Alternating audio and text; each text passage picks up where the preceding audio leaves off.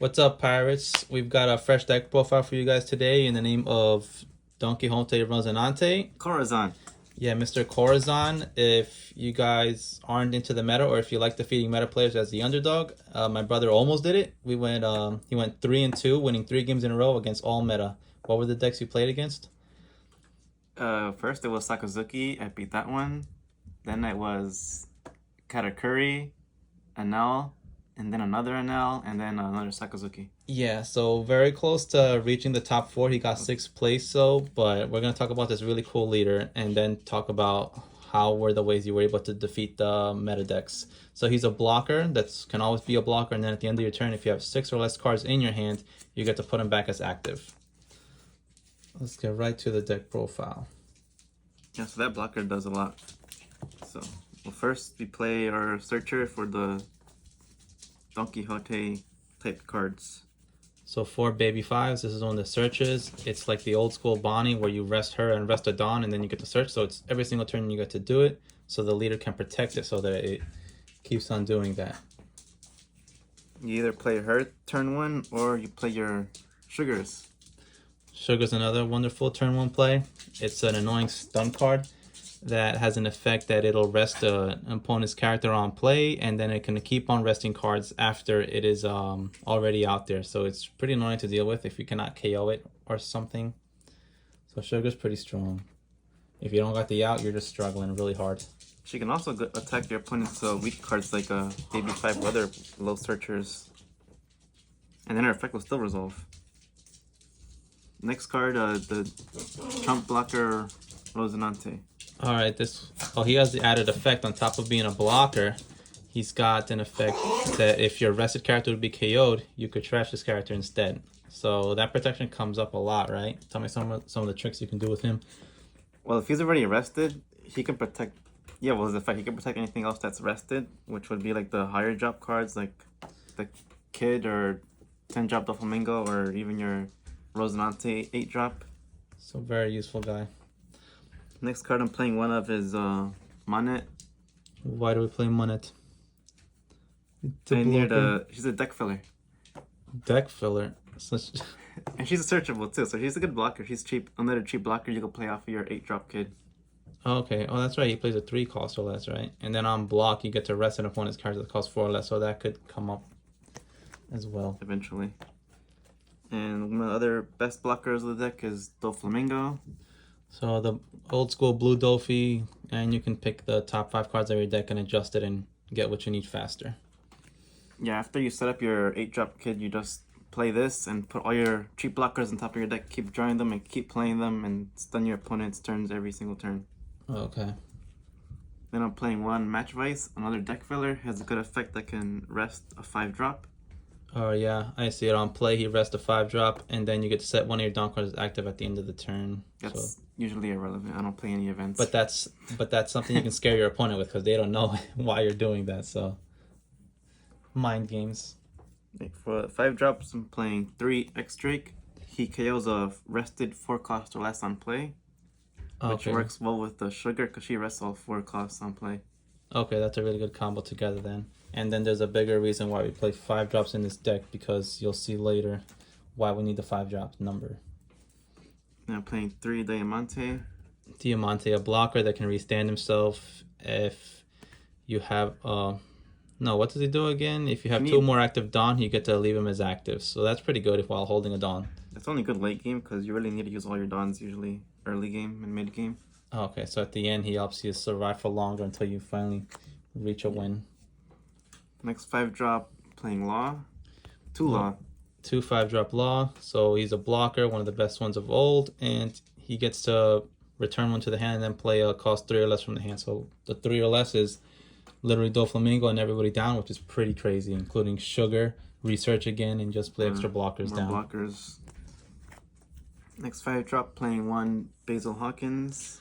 Basil Garlic Hawkins. If this character bows your opponent's character, he becomes active again by holding a Dawn. So that's pretty scary. If your opponent doesn't deal with him, then he gets to attack twice. It's pretty nasty. Yeah, he's kind of better than Diamante, but he's not searchable and he has no counter on him.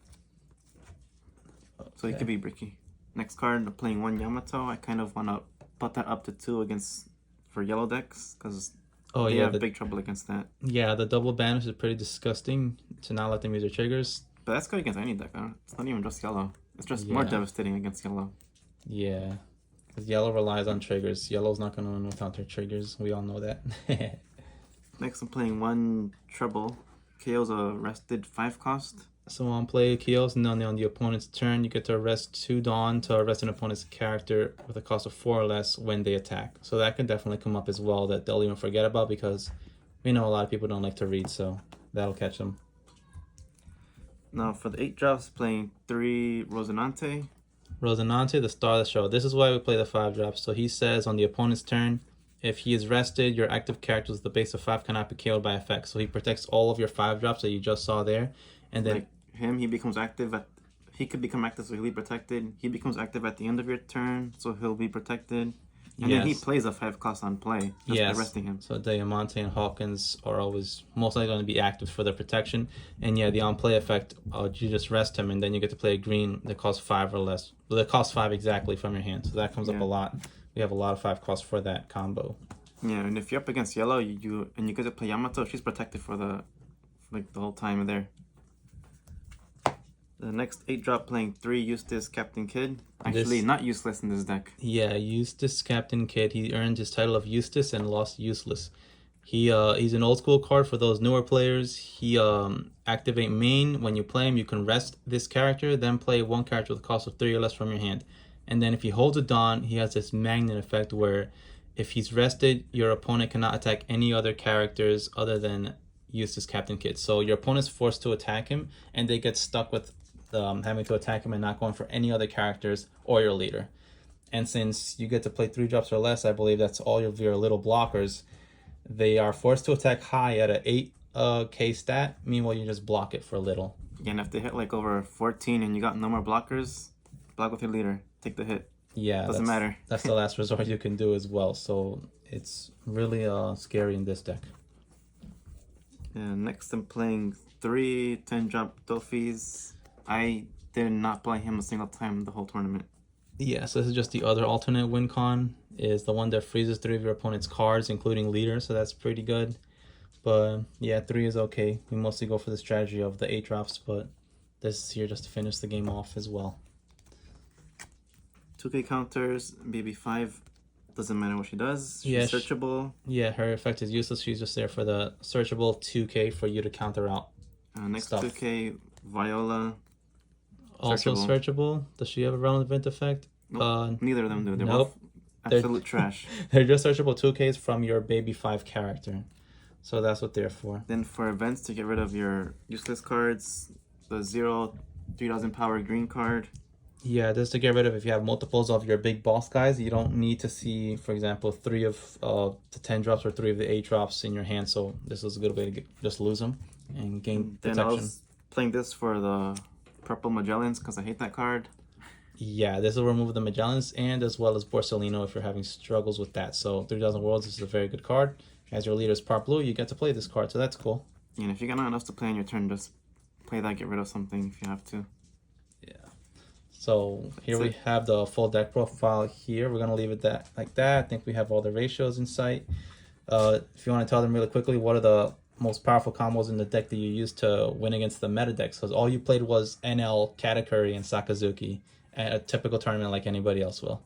Well, if you have baby 5 on the board already, searching, you play this, you play your Law, bring this baby 5 back to your hand, play any other trump blocker, and that also works if you have baby 5 on the board. You have Kidd, you play this, and you start searching up more cheap blockers for the next turns.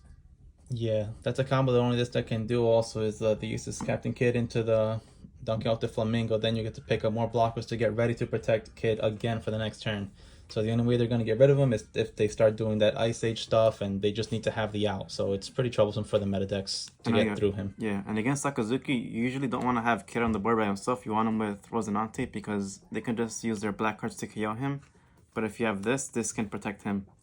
Yep, and then they're stuck to use Houndblaze as the only way to get rid of him. So that's pretty efficient. And in any other color, they're just not getting rid of him. Like yellow decks struggle to get through him. So it doesn't matter what they're doing. They're not going to be able to knock him out.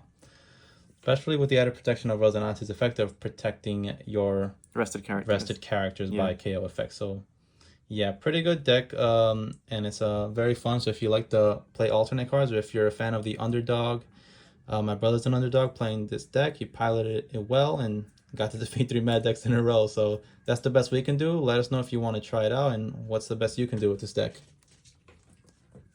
Thanks for watching. Peace.